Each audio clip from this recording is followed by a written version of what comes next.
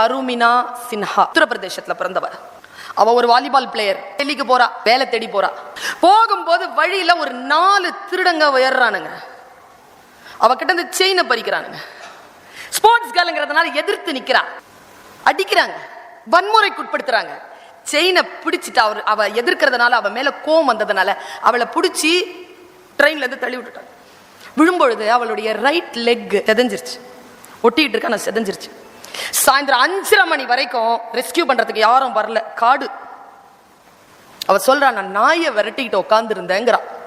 22 வயசு. ஹாஸ்பிட்டலுக்கு தூக்கிட்டு போறாங்க. 5:30 மணி. ஹாஸ்பிட்டல்ல தூக்கிட்டு போய் அவளை படுக்க வைக்கும்போது கான்சியஸா இருக்கிறா. அப்போ சொல்றாங்க, டாக்டர் சொல்றாங்க, அனிஸ்தீசியா இல்ல, மயக்க மருந்து இல்ல, மயக்க மருந்து கொடுக்கறதா இருந்தா நாளை காலையில ஆயிடும். 10:30 மணி வரைக்கும் அவ காத்திருந்தாள்னா 2 காலம் விஷமாயிடும், 2 காலையும் எடுக்கணும். கால் வெட்டுனது 6:30 மணி, சாயந்தரம் 5:30 மணி வரைக்கும் 11 மணி நேரம் அந்த வலியோட நான் இருந்திருக்கேன். இதுக்கு மேலேயே வலிக்க போகுது. ஒரு கால் எனக்கு வேணும், ஒரு கால் மயக்க மருந்து இல்லாம வெட்டி எடுங்கன்னா பாருங்க. மயக்க மருந்து இல்லாமல் கால் வெட்டி எடுக்கப்பட்டது அருமினா சின்ஹாக்கு. அந்த இரவு அவளுக்கு எப்படி கழிந்திருக்கும் யோசிச்சு பாருங்க. 3 நாள் அதற்கு பிறகு மயக்கத்தில் இருந்தாள்.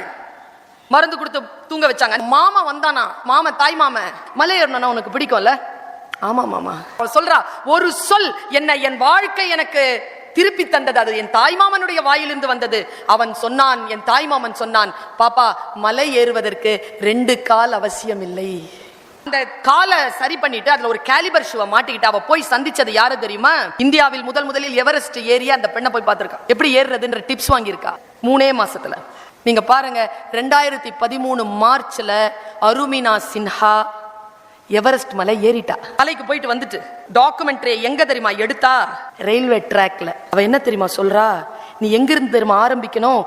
மலை உச்சியை அடைய வேண்டும் என்றால், சிகரத்தை அடைய வேண்டும் என்றால், நீ எங்கே மரணத்தின் வாயிலை சந்தித்தாயோ அந்த புள்ளியில் நின்று கொண்டுதான் நீ அந்த உயரத்தை எட்ட முடியுமே தவிர அதிலிருந்து தப்பித்துக் கொண்டு உன் உயரத்தை எட்டிவிட முடியாது.